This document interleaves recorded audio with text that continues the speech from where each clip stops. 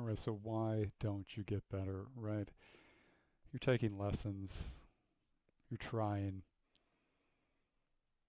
What should you do? Like, let's look at a pro that actually got better. Ricky Fowler's kind of an interesting, timely guy to talk about. This is being recorded in 2021 as he's downswinging, but back in 2013, Ricky Fowler had a bad year. If you look at the graph on the left, he had a bad year by his standards.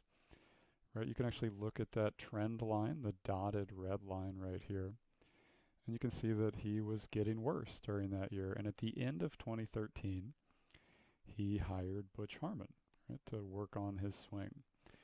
And over the course of the next year, you can see again on that trend line, amongst the heart monitor-like blue lines, that he got better. And if we look at his results, right, 2013, he was on the 40th on the money list, which is of course incredible, but by elite standards, right? He was better the 3 previous years before that. And then after he gets better and goes through an improvement process, he has his best outcome of his life. He finishes 8th on the money list, right? And part of the reason we're going to open with this graph here is to just have you look for a minute at the blue lines, right? Just take a moment, think about what you're looking at. What you're looking at are all of his scores plotted for a given season. Right? I will say this as many times as I can. Variance in golf is nuts. Most people have at least a 15 to 20 shot dispersion between the ends of their scores. Right?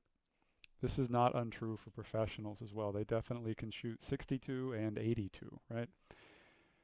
If you're a guy who's playing once a week, chances are your dispersion is higher, especially if you're playing a course that has any kind of trouble on it. Right?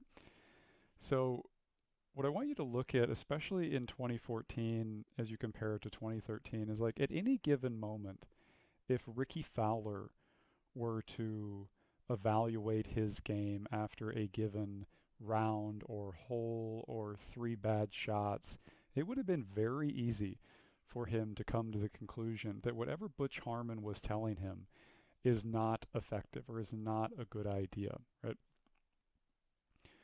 We're trying to start to establish how important it is for long-term commitment and a zoomed out look, right, at improvement. The variance or the swings in golf, if you will, are unavoidable, right? You will have good days and bad days, no matter how good your improvement process is. As another example, think about Tiger Woods. Here's a wonderful case study where he's made multiple big swing changes, and almost every time they take him a full 12 to 18 months to implement. This is one of the best players, if not the best player ever, right? Working full time with the best tools and the best coaches. And to implement swing changes, he's spending a year and a half. Think about what it's like to take a lesson, right? How many people go out to the range, try it for a week, and they're like, well, fuck it, this wasn't it, right?